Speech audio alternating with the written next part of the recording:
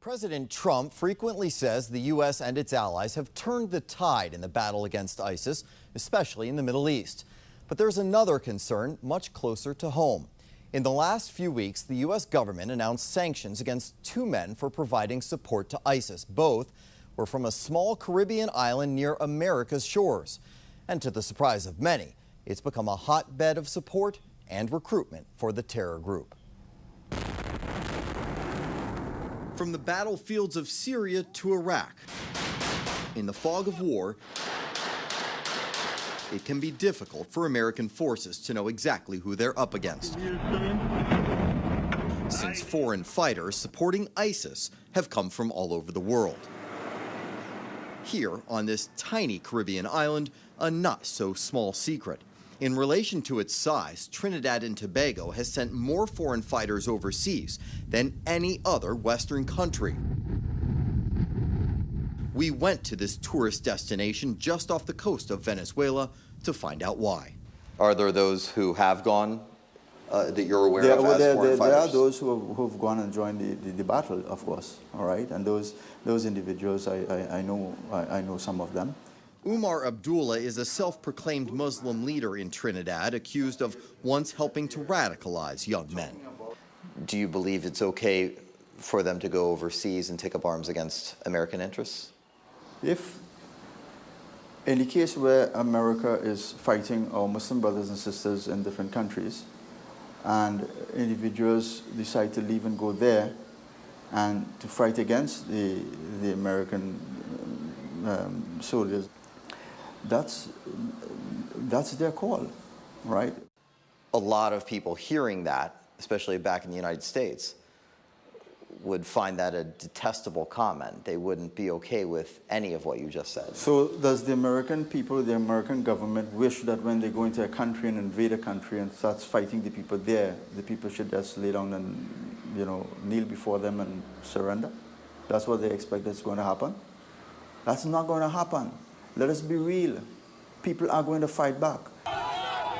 And doing so in alarming numbers. According to multiple reports, 135 Trinidadians have made their way to the Middle East. They've been documented taking up arms against Americans and even dying in the fight. One of the first was Shane Crawford. The 28-year-old joined ISIS in Syria, where the terror group used him in propaganda videos because of his English and his origin, even featuring his Trinidadian home in their online recruiting magazine.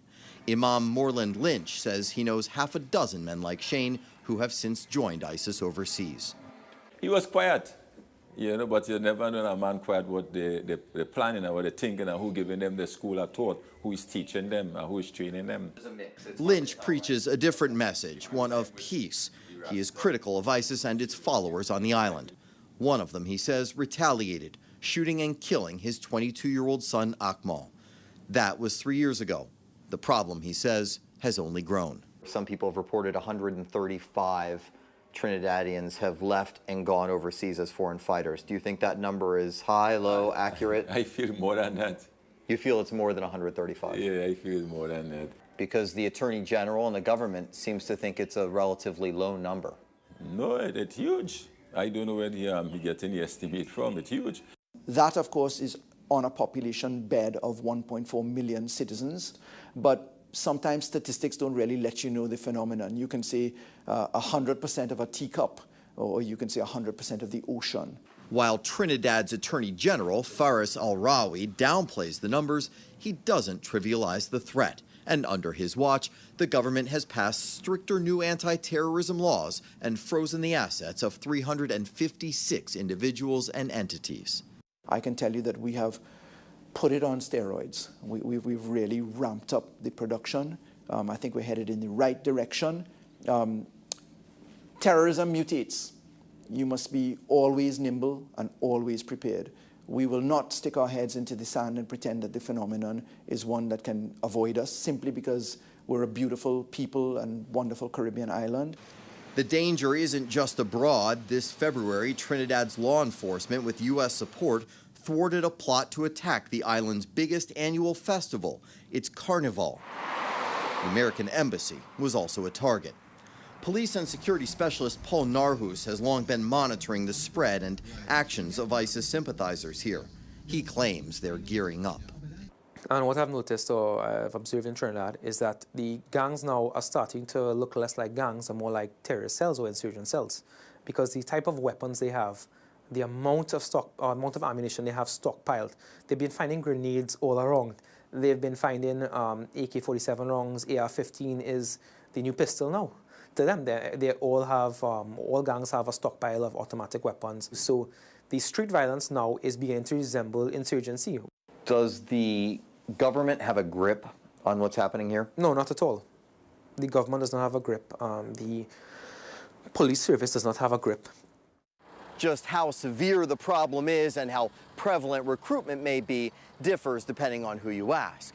But one consensus among many people we talk to is that more U.S. involvement would be welcome. Earlier this year, the U.S. military's Southern Command, which helps oversee threats in the Caribbean, held a joint exercise with Trinidad's forces to prepare for terror incidents. Can we happily say that we'd accept more? We're always willing to accept more from our international friends. Those solutions here seem outnumbered by the challenges. Despite the island's lucrative oil reserves, wealth isn't well spread. Unemployment is high, street crime too. And the tiny Muslim population, just about 5%, feels shut out. One gang even named itself Unruly ISIS. Online sermons from terror groups thousands of miles away still prove persuasive here. I'm fearful when that time comes, the government, who is already showing indications that they're unable to address the issue of crime, petty crime, they'll be able to address this issue. Talk to me about that anti-American sentiment. There are those who don't sympathize with terrorist cells, but at the same time have an anti-American sentiment, an anti-Israeli sentiment.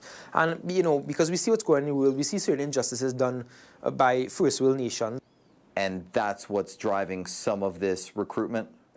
Yeah, I think so. And I think it's two sides of the same coin. They have that sentiment, an anti-Western sentiment, and then they have a lack of real knowledge in terms of the Middle East, in terms of what goes on there, in terms of culture there. So what they know is what they read, what they see on TV. So they use that to formulate their opinions. And I find in this nation that people are very hardened by their opinions. An opinion both posing a threat to U.S. soldiers overseas and formulating not far from American shores. President Trump's new ambassador to Trinidad and Tobago, Joseph Mondello, is due to take up his post next week. He has stated radicalization and ISIS recruitment of Trinidadians is the most important issue he'll face.